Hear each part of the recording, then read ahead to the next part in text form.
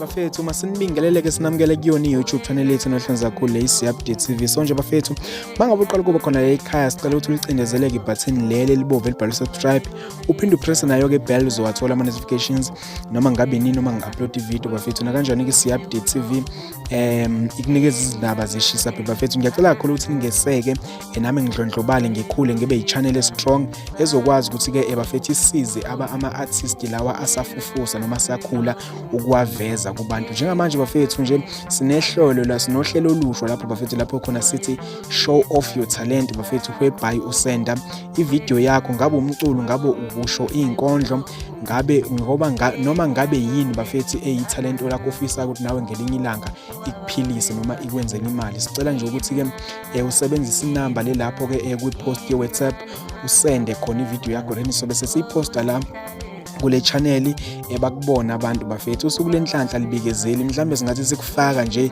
ibihlala nje ngqo kumuntu ongakusiza bafethu. So ungayisenda nje into obonayo ukuthi bafethu ile talent lakho, so iposta khona la ubone ama reviews. Kodwa ngaphandle uchitha isikhathi masingene khona nje shi udabene sekuphathelele namhlanje bafethu. Umculo lapha kaMaskandi style bafethu ubhekane nenkinga ngesikhathi ke ezithela phezulu kwabantu abadayisa umbombayi wama CD bambhukada bafethu, bamshaya ke bafethu. Uthe mayechaza ngalolu daba washo ukuthi ke ubesihambela nje endaweni ngemoto yakhe, uma ethi uyabheka ubona abantu abayiqoqwana nje abaphethe ama CD kwa umhlula kokuthula nje ngeciko bafethu, naye uyathinteka ukuthi umsebenzi nje awubona udayiswa abantu ungama fake. So ubesebuza ke bafethu ukuthi ke ngabe bayenzelani ke lento akalwanga kwaukuba bona ke bayamlwisa bafethu.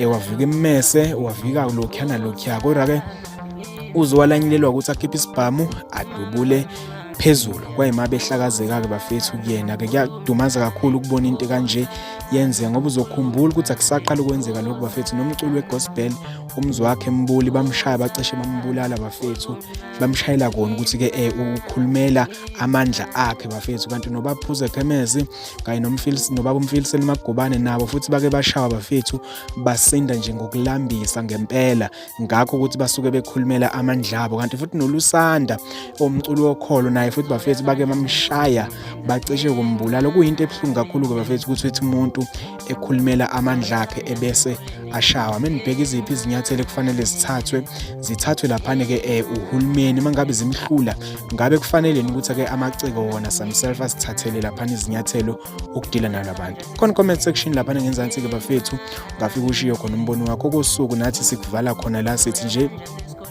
subscribe la.